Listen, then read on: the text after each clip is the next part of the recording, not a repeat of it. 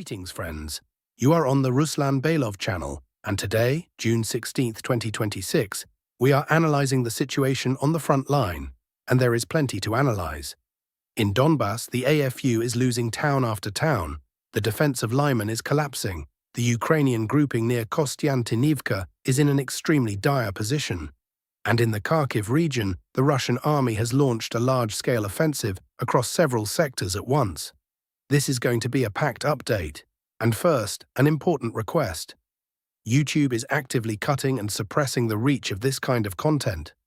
The platform doesn't show frontline updates to everyone who is subscribed. Therefore, please subscribe to the channel, be sure to hit the notification bell, and give this video a like right now. It is the only way to ensure you don't miss the daily briefings and to truly help the channel break through the algorithms. Now, to the map. The Sumi border. We begin with the northernmost sector. Small but significant clarifications are coming in from the Kondrativka area. Russian units are advancing within the village itself and are attempting to finally push the AFU out. I'll remind you that this settlement was already under Russian control in 2025. Later, during the Sumi counteroffensive, the Ukrainian side retook it, and now we are essentially witnessing the third battle for this village. Simultaneously, fighting is ongoing in the areas of Pisarivka and Vauvchansk. Here, Russian troops are striving to reach a large forest massif to eventually infiltrate further south in small groups, using the foliage, the green, as cover from Ukrainian drones, gradually moving toward the suburbs of Sumi.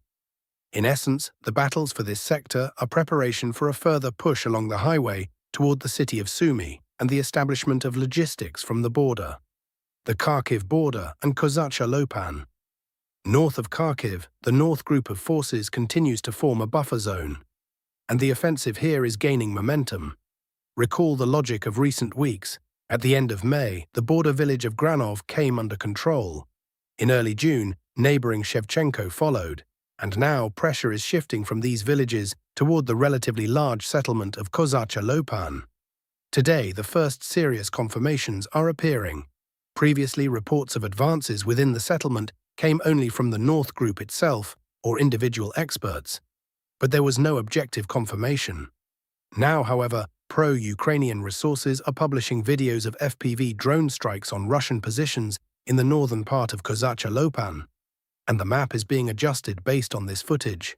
According to available data, the Russian army now controls about 5 to 7% of the settlement, and the movement is heading south. The Ukrainian side regularly brings in reinforcements, but their deployment points are identified and immediately struck by aviation. It appears the North Group's task is not just to advance towards Slatino and Zolochiv, but to do so quickly, breaking through the defense before the Ukrainian side can recover from the heavy fighting in the Kupansk and northeastern Kharkiv directions. The Vauvchansk bridgehead, Belyi Kolodiaz, and the mystery of Resnikovo. South of Vauvchansk, the Russian army has begun a large-scale offensive, advancing south on a broad front toward Belyi Kolodiaz, one of the largest settlements in the entire northeastern part of the Kharkiv region. By all appearances, an attempt to take the town is being made this summer. It is not an easy task. There are about 7 kilometers of almost open space, fields and tree lines, between the forward positions and Belyi Kolodiaz, with no fortifications or buildings.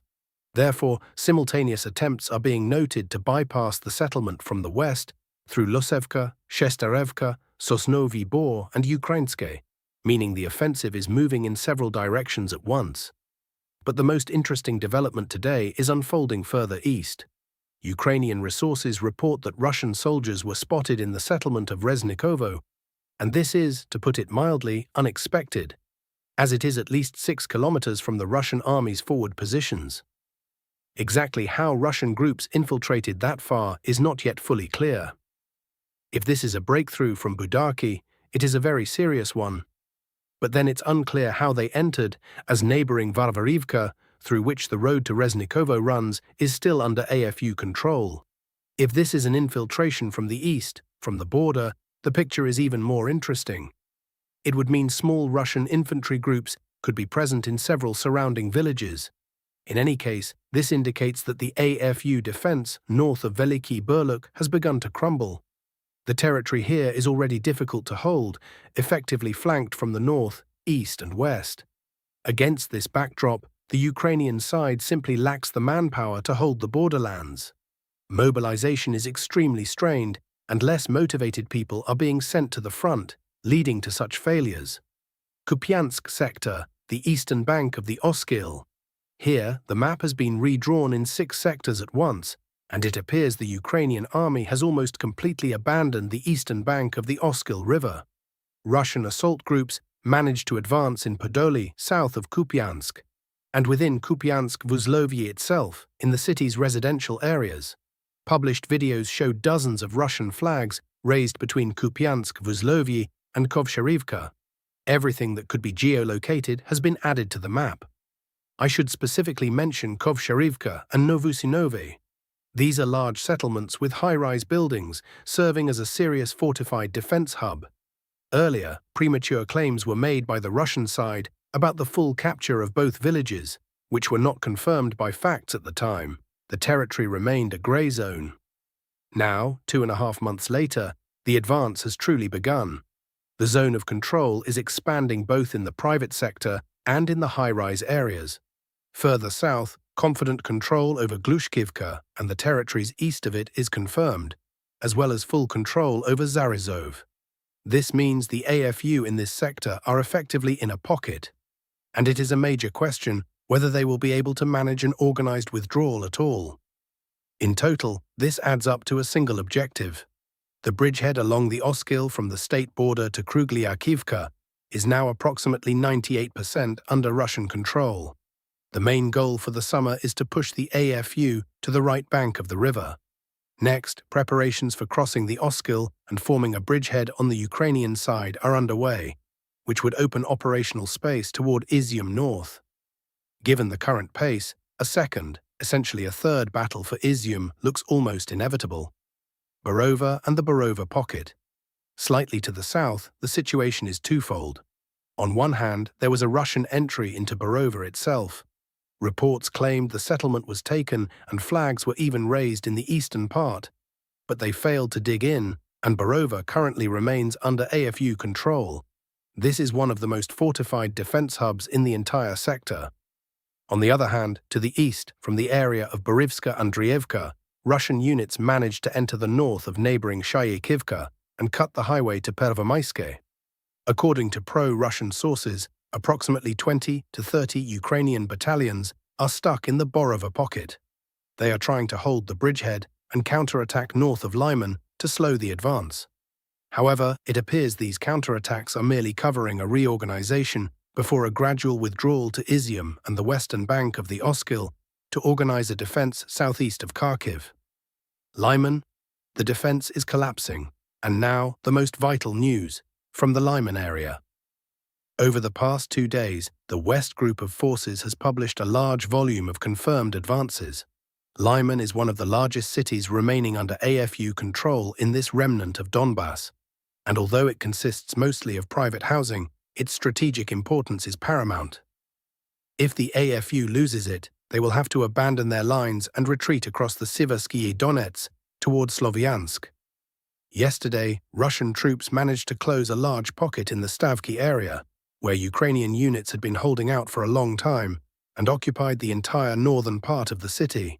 Fighting is already taking place in the area of Petropavlovska and Heroes Desantniki streets, while in the southeastern part, the advance is coming from the Novomaslakovsky cemetery. The advance is confirmed by objective control footage. One video shows a Russian soldier moving in a geolocated position. Another shows a semi-destroyed building from which a soldier raises the Russian tricolor. That point is also tied to the map. Currently, the city is enveloped along the perimeter from the northwest, north, northeast, and east. The Ukrainian side retains control over the western, southwestern, and southern parts, while the southeast is a grey zone. Pressure is coming from 3 sides simultaneously, and since 90% of Lyman consists of private houses, holding on to them under strikes from FABs, glide bombs, and drones is extremely difficult. Given the pace, it can be assumed that within 10-15 days, the Russian side will establish full control over the city. Essentially, it is the second candidate for capture this summer. following Kostantinovka, and the Druzhkivka sector. What about Kostantinovka itself? For the AFU, the picture here is grim. The entire south of the city collapsed long ago. House-by-house clearing of basements is ongoing there. The key event was a dash by Russian troops from the direction of Molokharka, which cut the last highway from Kostantinovka to Druzhkivka, the thin thread connecting the Ukrainian garrison to the outside world. From that moment, the city's defense began to finally fall apart. Today, the map has been redrawn further. Blocks 81, 92, and the Metallurg block have been completely adjusted. In the Novoselivka micro-district, Russian troops have advanced as far as Bratska Street. All of this is already under their control. The Ukrainian side is holding fortifications on the territory of the boarding school and school number 9, and the fighting is currently centered there. In the neighboring Chervony, Red micro-district, small Russian infantry groups are also actively infiltrating, while the AFU clings to individual sections of the industrial zone.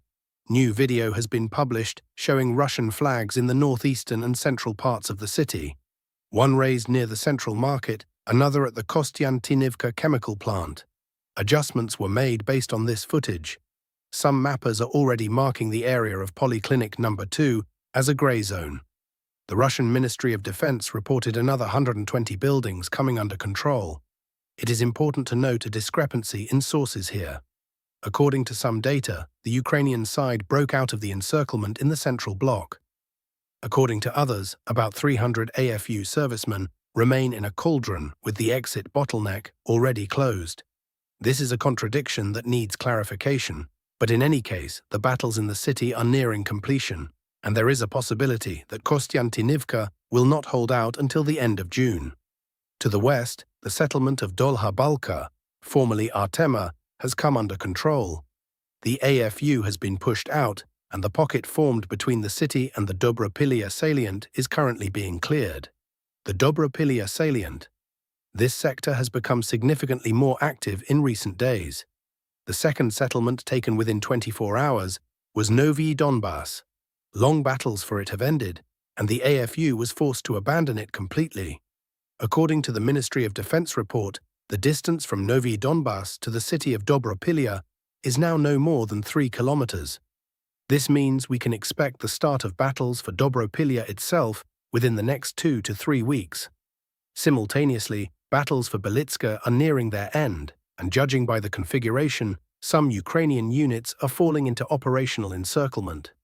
Next, Russian units will likely move toward a group of villages: Shevchenko, Svitle, Vodianske, Chernihivka, and Matyashevo, including from the south, from the direction of Belitske, aiming to establish fire control over supply routes to prevent the deployment of fresh forces. East of Novoalexandrivka, Russian servicemen have also been spotted being targeted by AFU drone drops.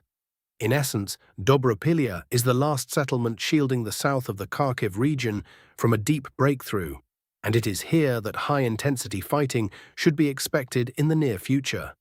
Zaparia and Dnipropetrovsk directions. Here, the situation is roughly 50-50. On one hand, about 2 weeks ago, the Russian army broke through to Dobropasovo, and the east group of forces continues to approach Kharkiv from the east. At this rate, by late summer or early autumn, the city risks being enveloped from 3 sides, and heavy battles for it will begin. On the other hand, it is here that the Ukrainian side continues to throw the maximum number of mobilized troops. Tactics have changed. Instead of mass use of equipment, the AFU is now infiltrating in small infantry groups. According to unconfirmed reports, Ukrainian soldiers were spotted in the villages of Novohrihorivka and Novoheohiivka. But it's unclear how stable that control is. It's quite possible this is a flag planting for media effect, so we aren't changing the map based on these reports yet. It's either a grey zone or AFU control. Simultaneously, the Ukrainian side is pushing from the direction of Ternovate, trying to cut off the Dobropasovo salient from 2 sides. In Stepnohursk, heavy fighting continues, but the AFU has not been able to fully occupy the settlement. They hold mostly the northern part, and the counter-offensive here has essentially stalled. The Russian side is actively using aviation against temporary deployment points.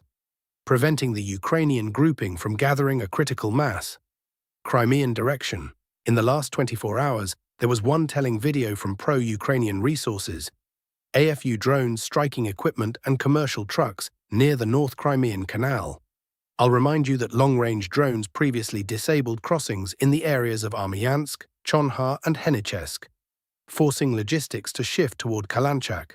And Kalanchak is only about 60 kilometers from Kherson, meaning it is within range of cheaper assets: medium-range drones, FPVs, and fiber-optic devices. Thus, the Ukrainian side is moving to strikes against Crimean logistics using more economical means. That is today's picture of the front. In the Kharkiv region and Donbas, the initiative is fully with the Russian side, and the AFU defense is crumbling across several directions at once. Thank you for watching until the end.